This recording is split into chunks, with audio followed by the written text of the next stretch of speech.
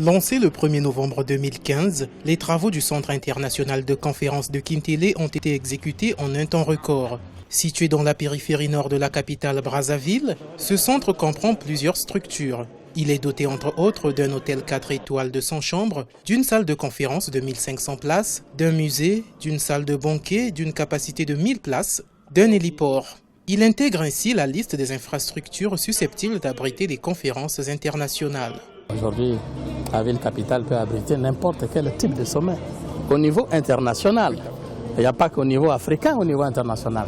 Donc il va falloir à ce moment-là le montrer à la face du monde pour qu'on sache qu'en Afrique, quelque part au centre du continent, qu'il est possible de parler aussi des problèmes du monde.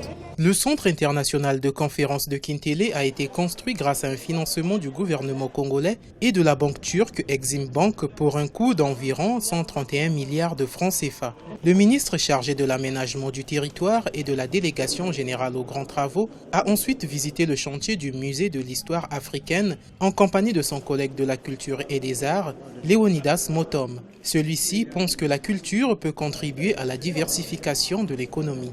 Au moment où on parle de la diversification de l'économie dans le pays, la culture et l'art peuvent justement contribuer. Nous aurons dans quelques mois un édifice, un musée qui permettra à l'ensemble des Africains pourront donc visiter les richesses de notre histoire.